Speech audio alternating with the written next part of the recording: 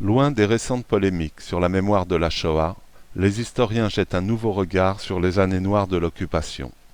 Face à la machine criminelle de Vichy, ils réévaluent le rôle joué par la chaîne de solidarité qui a permis de sauver des dizaines de milliers d'adultes et d'enfants. Et les survivants témoignent à leur tour sur cette résistance civile, à rebours de l'image d'une France collabo.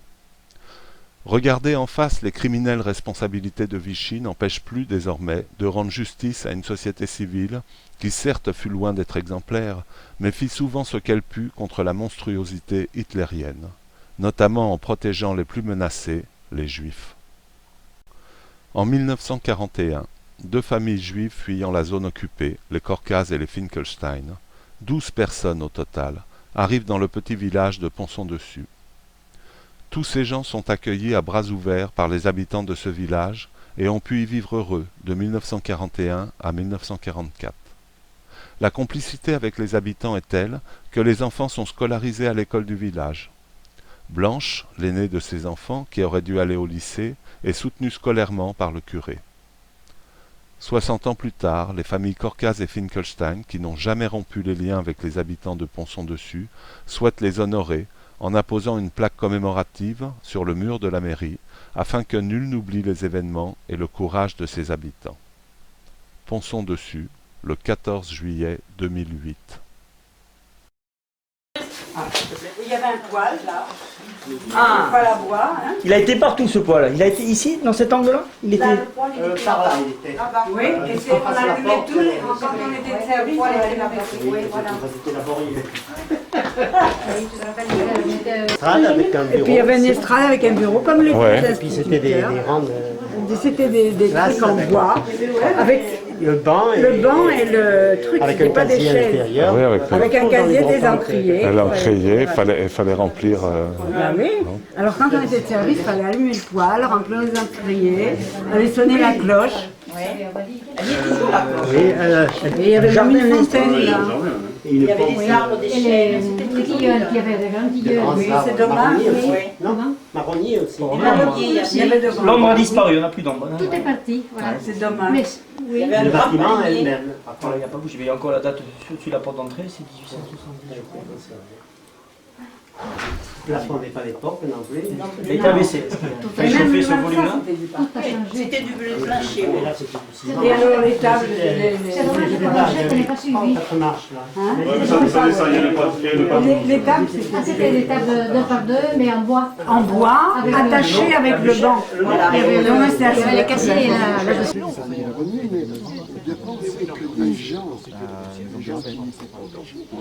Biraben, on a C'est l'esprit campagnard aussi.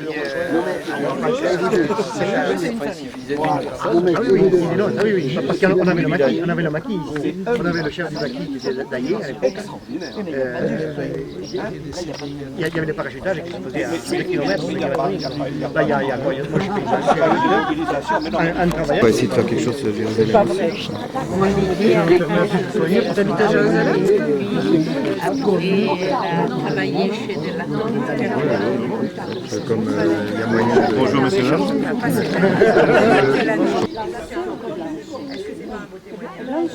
Tu vois, j'avais blanche, je ne me dis rien. Ici, bon, attendez. J'étais à l'école. Et à l'école, on sonnait la cloche pour annoncer aux parents que les enfants allaient sortir de l'école. On sonnait la cloche et moi je suis montée sonner la cloche.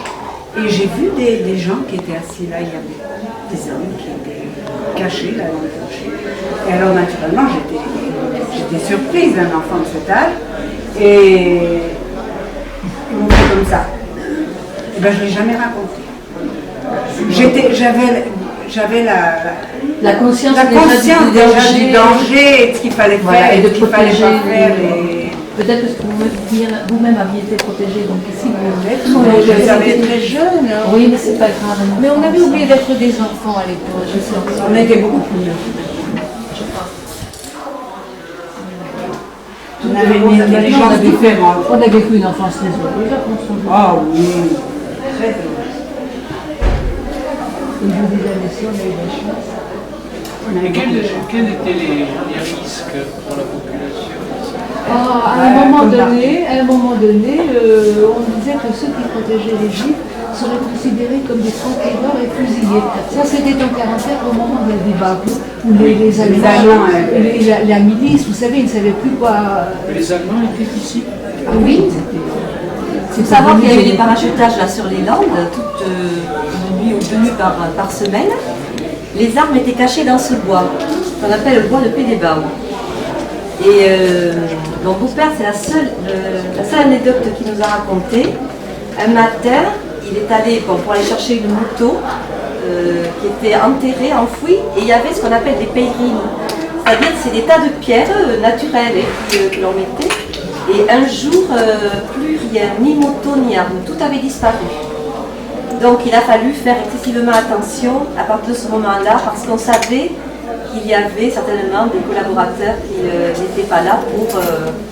Alors il y avait deux choses, il y avait des collaborateurs, mais il y avait des troupes allemandes. Allemands étaient là, donc les troupes allemandes ne peuvent patrouiller, à savoir que dans une des familles, en l'occurrence la famille de mon mari, ils sont venus, des armes étaient cachées sous des tas de soutrages, au fond du jardin, de l'autre côté de la rue, et avec des longues fiches de fer, ils ont sondé et ils n'ont rien trouvé, ils sont repartis comme ça. Mon mari avait 1 an. Donc c'est vrai, c'était une période excessivement à risque. Oui. Alors je vais vous raconter justement que mon oncle Max, Wittgenstein, en cas de rafle, les adultes de la famille allaient dormir chez les gens du pays.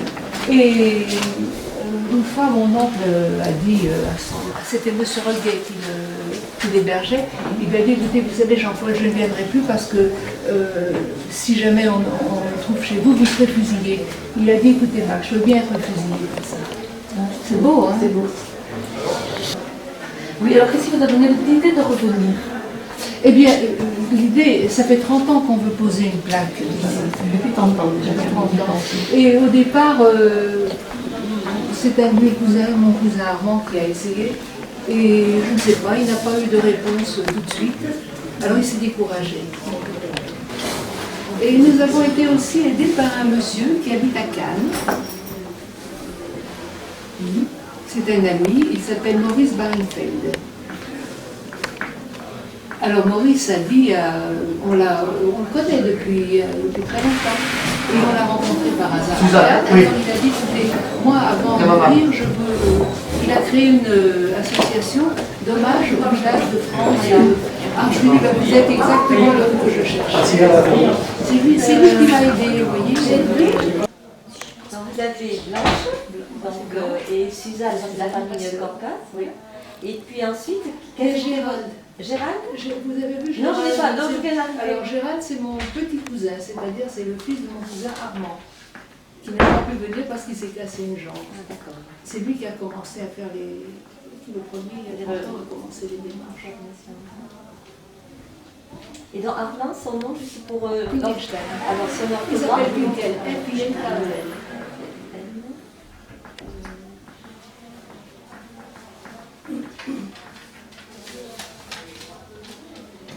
J'espère que j'ai bien fait passer le message que nous avons été ici accueillis et protégés.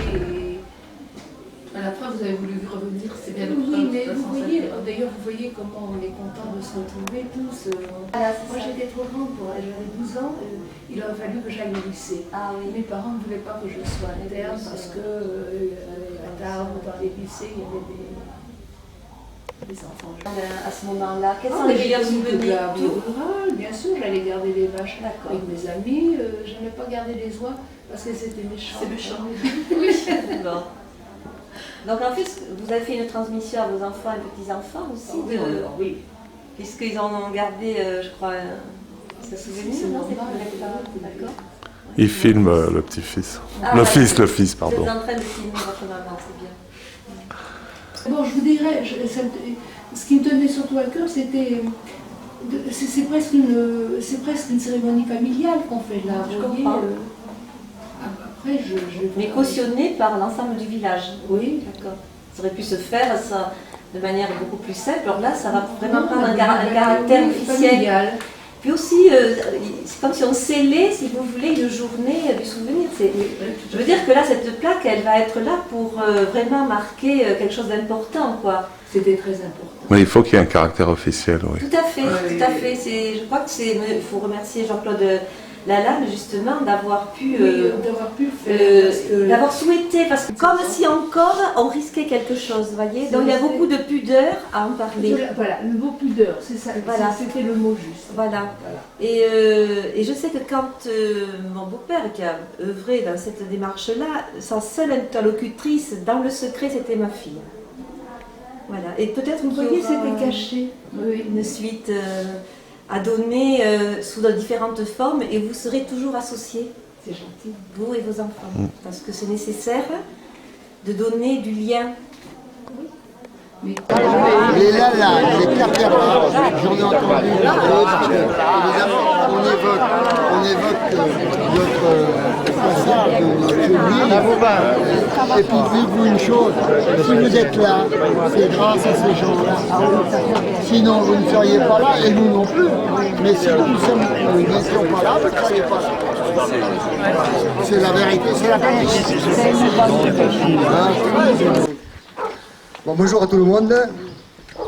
Et aujourd'hui, nous sommes le 14 juillet et c'est la fête nationale, comme tout le monde le sait.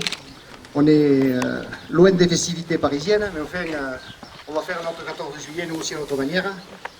Pas avec tout l'armement qu'il y a, mais enfin, on va le faire à notre manière. Voilà. Nous avons le plaisir d'accueillir des familles de réfugiés de l'époque, si on peut dire comme ça, à Ponson, qui ont été émergés là, pendant ces périodes difficiles de notre histoire. Voilà, il y a 2 mois environ, maman et papa, et je pense que Blanchette, que les gens qui ont 80 ans maintenant, ou un peu plus de combien, vous le connaissez tous, parce qu'ils sont restés près de 4 ans à Ponson.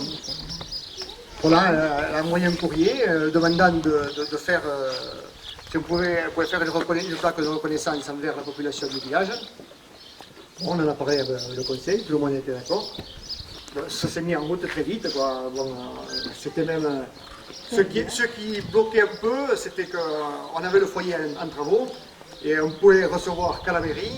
Et la mairie, bon, vous avez vu, elle est grande, mais enfin, on ne savait pas trop l'importance du monde. Et puis après, vu le week-end qu'il a fait, et vu l'avancement des travaux, les gens ont travaillé, ça a marché quand même. Donc on va faire tout le restant après au foyer. Il y aura des tables, des chaises, bon, les gens pourront s'asseoir. Voilà, donc cette journée du souvenir, on est donc réunis aujourd'hui, 63 ans après, entouré d'une partie des habitants du village, d'ailleurs que je tiens à remercier leur présence, qui ont répondu à l'appel. Et bon, avant de passer la parole à Madame Rapaport, qui vous racontera mieux que moi cette période de l'histoire, je voudrais rendre hommage à nos parents et grands-parents qui ne sont plus là aujourd'hui et qui, sans eux, cette journée de souvenir n'aurait pas lieu. Donc,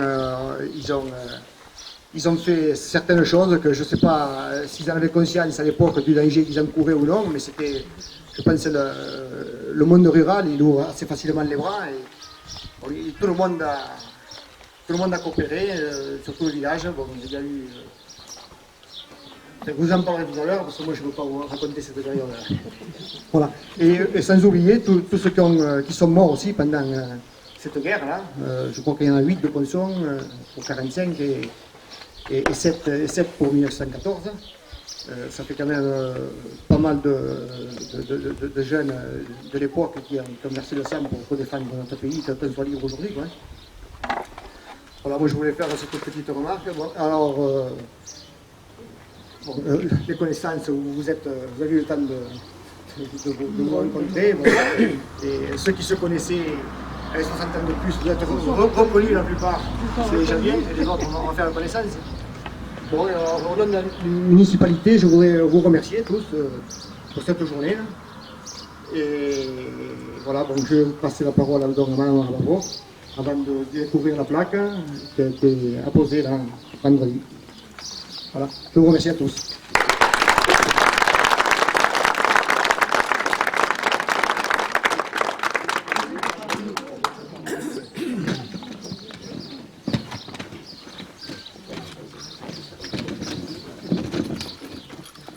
excusez-moi, vous m'entendez? Je n'ai pas l'habitude de parler en public et je serai peut-être un peu maladroit. Alors, Monsieur le maire, c'est à vous que je m'adresse, puisque vous êtes le premier magistrat de ce village.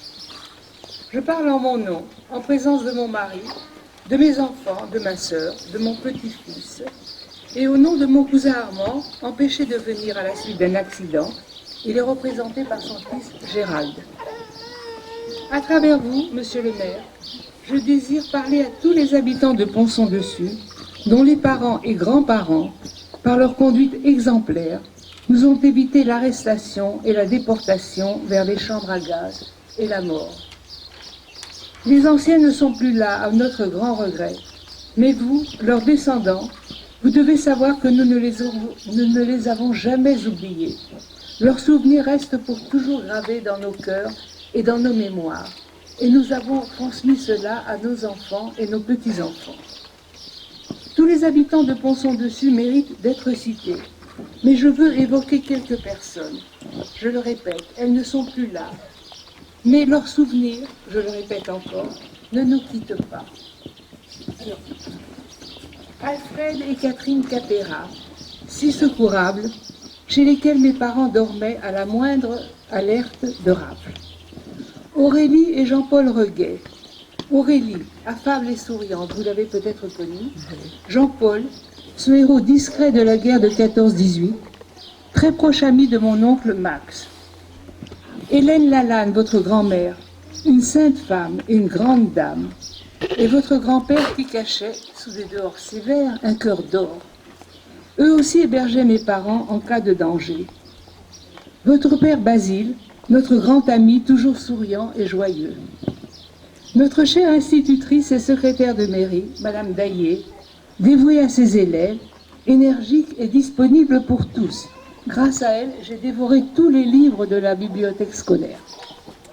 Son mari, Monsieur Daillé, grand héros médaillé de la Résistance. Monsieur et Madame Laroudé, qui nous ont hébergés dans leur maison Picasso. Monsieur et Madame Biraben. Qui encore? Il y a aussi mes parents, mes grands-parents, mon oncle Max et ma tante Sarah, mon oncle Itzek et ma tante Dora. Il faut les évoquer puisque nous avons pu vivre ensemble ici, en sécurité, pendant 4 ans. Je demande pardon à tous ceux dont je n'ai pas parlé, mais il faudrait lire tout l'annuaire de Ponson-Dessus. Tant pendant cette période, nous n'avons trouvé que des visages accueillants, souriants et bienveillants. Alors, merci à Ponson-Dessus et à ses habitants. Et vive Ponson-Dessus qui nous a sauvés.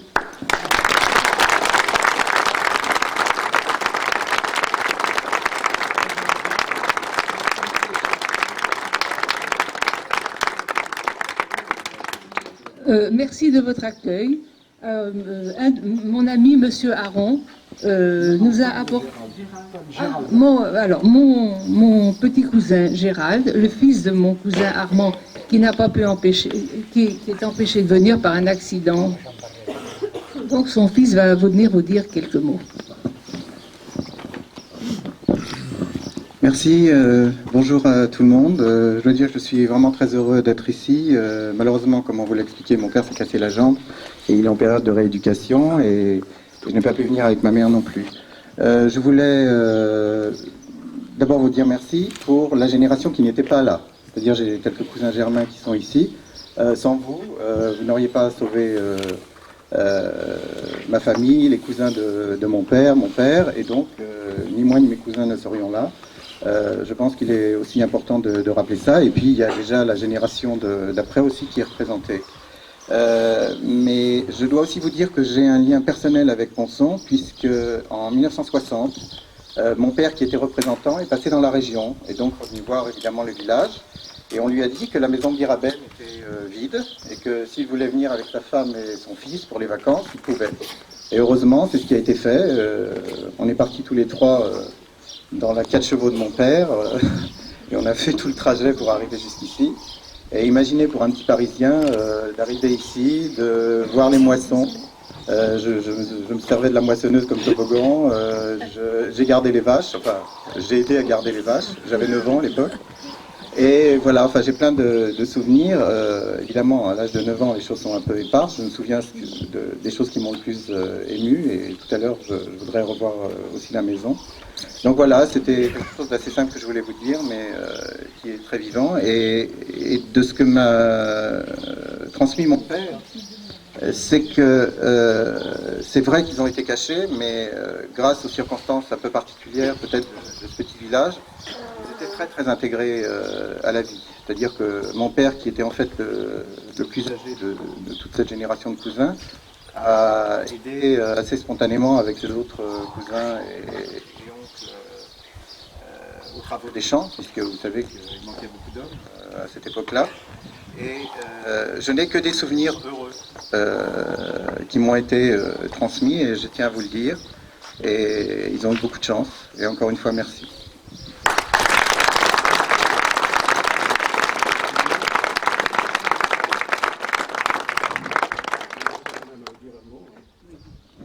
Voilà, alors je vais donc passer la parole à Suzanne, voilà, qui est la sœur de Blanche. Non mais je ne savais pas lequel de vous deux allait parler. Donc qui elle était aussi ici.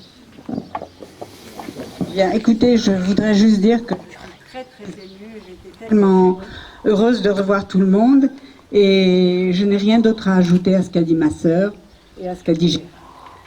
Il y a là un monsieur Aron, qui habite Salis de Béarn et qui a vécu ici pendant toute la guerre. Et monsieur Aron a demandé qu'on lise ce poème. Oui, je voulais simplement vous dire que j'étais un enfant caché à quelques kilomètres d'ici, dans un village un peu plus important que Ponsonnessus, c'était à Gand à côté de Pau. Donc j'ai vécu à peu près la même péripétie que mes amis, là, et j'ai eu la même chance qu'eux, puisque normalement, évidemment, les rafles se faisaient encore en 1944, j'aurais très très bien pu être déporté comme eux d'ailleurs. Je voulais simplement ajouter un détail, c'est que moi j'ai porté l'étoile jaune.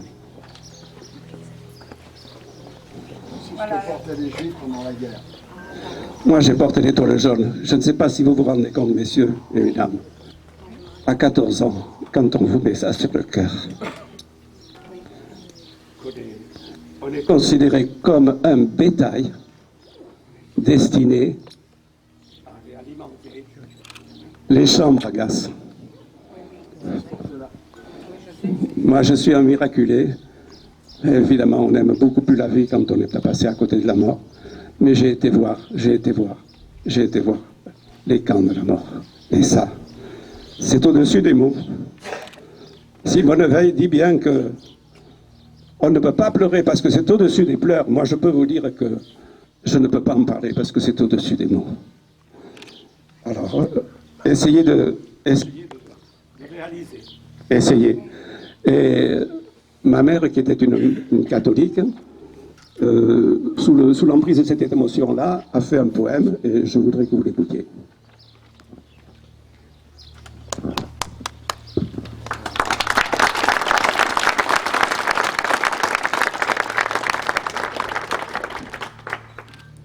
Elle est à mon chevet, cette étoile blessante, clouée contre mon mur, et quand revient le soir, je viens me recueillir. Il me semble revoir qu'en face à la terre, elle gisait sanglante. Combien d'étoiles, combien de pleurs, combien de larmes que de foyers détruits et de bonheurs perdus. Combien sont-elles allées là-bas vers l'inconnu, cortège douloureux, pauvre armée, sans armes. Je suis moi-même très émue. Vous nous laissez le droit de savoir pardonner ceux qui firent de vous des martyrs sans défense, qu'il est lourd le pardon, car il n'est pire offense que celle qui vous fut faite, ô être bien-aimé. Et si le ciel se part de 6 millions d'étoiles, je ne peux pas lire, ce sont les vôtres que Dieu a voulu près de lui. Ils ont tous mérité d'entrer au paradis, car en allant vers vous, ils entrent dans l'histoire. Quand, en levant les yeux, vous verrez une étoile, briller au firmament par une nuit sans voile, ayez une pensée pour ceux qui l'ont portée, et finir leur vie là-bas dans un brasier.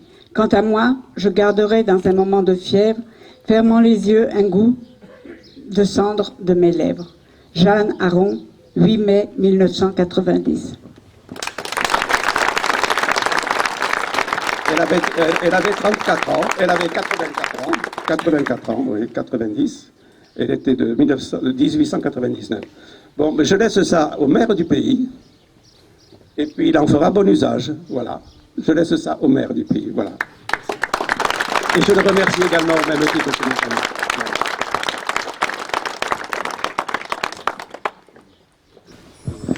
Monsieur le maire, mesdames, messieurs, je représente ici la Ligue internationale contre le racisme et l'antisémitisme. De quel plus beau symbole pouvions-nous rêver aujourd'hui, en ce jour de fête nationale, que de rendre hommage à des gens qui, au détriment de leur vie, se sont levés pour dire non, non à la barbarie nazie.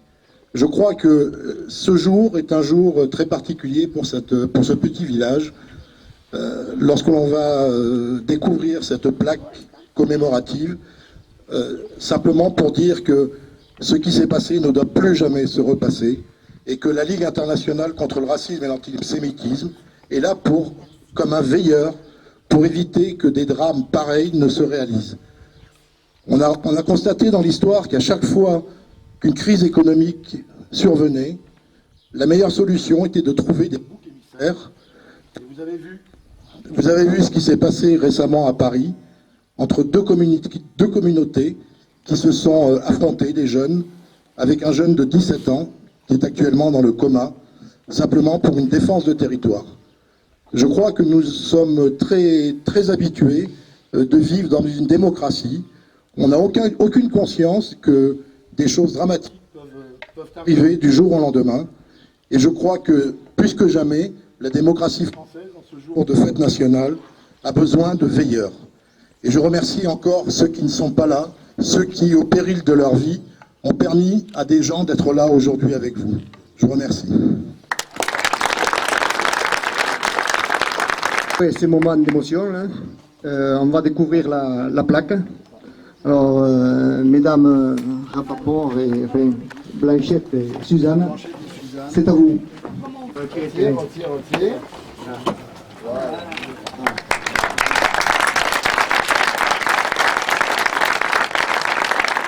Alors, je ne sais pas si tout le monde lit ou si vous voulez qu'on vous le lise. Il faut le lire.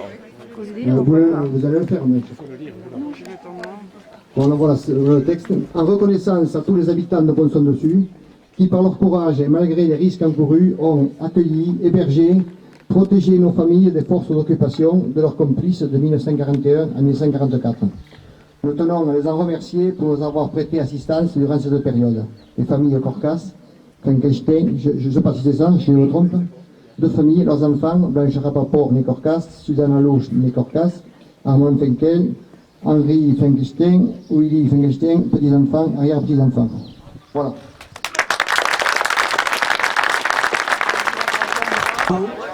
Parce que comme je vous l'ai dit, tout le monde n'est pas là et je pense que mon père sera très content de vous voir. Il va parler de vous. Alors, qui est sûr? J'en fais une autre. Je vais mettre le flash. Ah oui, le flash. Il y a un portable là sur le haut-parleur.